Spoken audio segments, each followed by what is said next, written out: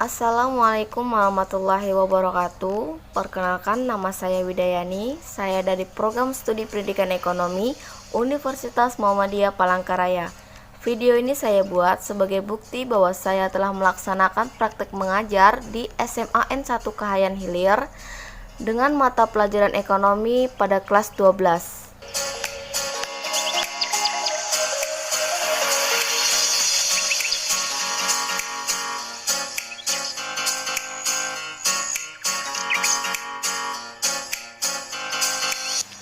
Yang pertama yaitu kegiatan pendahuluan.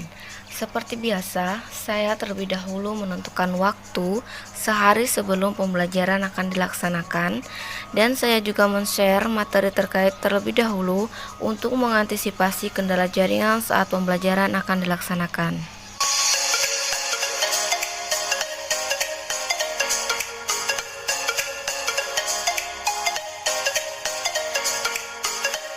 Assalamualaikum warahmatullahi wabarakatuh. Oke, kita akan melanjutkan pertemuan kita yang kedua, yaitu tentang bagaimana sih cara kita membuat jurnal. Di sini terkhusus untuk jurnal umum. Di situ ada sebuah transaksi ya.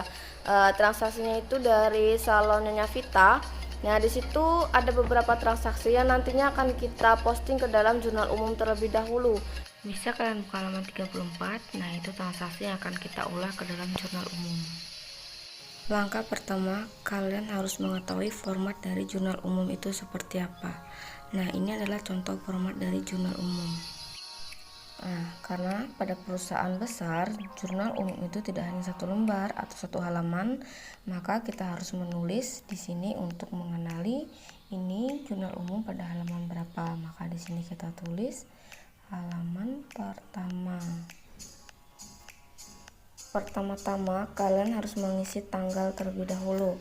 Nah, di situ kalian lihat transaksi-transaksi yang ada itu terjadi pada bulan apa, tahun apa. Nah, untuk contohnya di situ itu terjadi pada tahun 2019 bulan Oktober ya. Jadi di sini kita tulis 2019 bulan Oktober.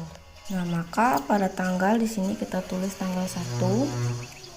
Keterangan sesuai dengan yang ada tadi ya. Untuk pertama tadi penyetoran uang tunai, maka disebut dengan kas. Dan transaksi keduanya di situ ada piutang usaha, maka kita tulis di sini piutang usaha. Yang ketiga yaitu perlengkapan salon. Dan yang terakhir transaksi yang terjadi pada tanggal 1 yaitu peralatan salon. Oke, di situ kita lihat kas pada transaksi tanggal 1 itu mengalami penambahan. Nah, karena dia kasnya bertambah sesuai dengan rumus yang kemarin, kalau kas atau harta itu bertambah maka masuknya pada sebelah debit. Maka kita tulis kas senilai 5 juta pada sebelah debit. Selanjutnya, keempat ini adalah Nyonya Vita memulai usaha. Nah, jadi kalau memulai usaha itu sama dengan Nyonya Vita mengeluarkan uang untuk modal awal dia. Nah, jadi modal untuk salonnya itu otomatis bertambah. Nah, karena di sini modal bertambah sebelah kredit, maka penulisannya yaitu kita agak maju sedikit dari keempat ini.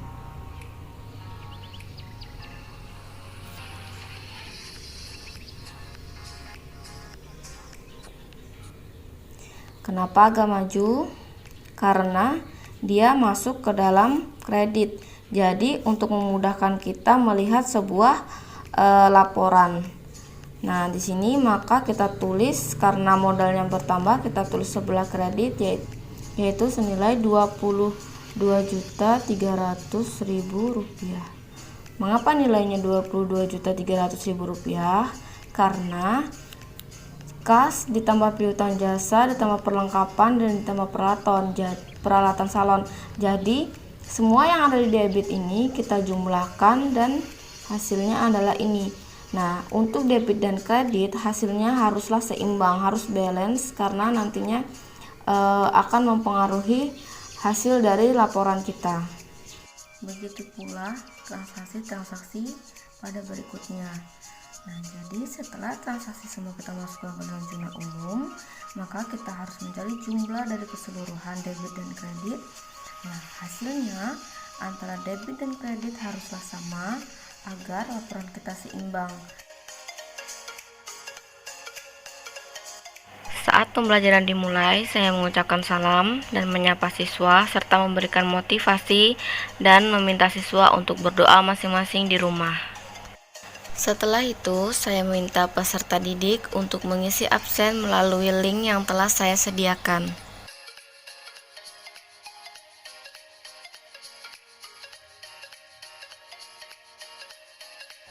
Assalamualaikum warahmatullahi wabarakatuh. Selamat pagi adik-adik. Oke, kakak harap kalian terus semangat belajarnya dan terus mengikuti pembelajaran dari kakak. Untuk pagi ini kita memasuki pembelajaran pertemuan kedua ya dengan kakak. Nah, kakak harap setelah kalian mempelajari materi dari kakak pagi ini, kakak harap mampu untuk membuat jurnal transaksi keuangan dari jurnal umum dan mempostingnya ke dalam buku besar, serta terakhir memposting ke dalam neraca saldo. Pada kegiatan inti ini, pertama saya menanyakan kepada peserta didik apakah sudah melihat video yang saya share, serta menginstruksikan peserta didik untuk membuka modul pada halaman 34 sampai dengan 38. Setelah itu, saya meminta kepada peserta didik untuk mengerjakan latihan soal yang telah saya buat. Ini adalah latihan soal yang saya berikan kepada peserta didik, di mana dari transaksi tersebut saya meminta peserta didik untuk membuat jurnal umumnya. Ini adalah jawaban-jawaban dari peserta didik atas soal yang telah saya berikan. Setelah itu, tugas-tugas tersebut langsung saya koreksi dan saya sebutkan apa-apa saja kekurangan dari pembuatan jurnal mereka. Mulai dari kop jurnalnya, halaman jurnal, tanggal, dan bagaimana menamakan akun pada kolom keterangan, serta cara mendebit, kredit, dan menentukan hasilnya.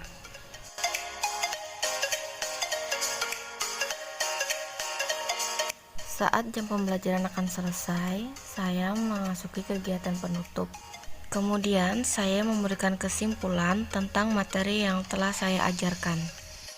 Kemudian, saya memberikan tugas kepada siswa, serta memberikan arahan prosedur pengumpulan tugas. Dan terakhir, saya menutup pembelajaran dengan mengucapkan salam.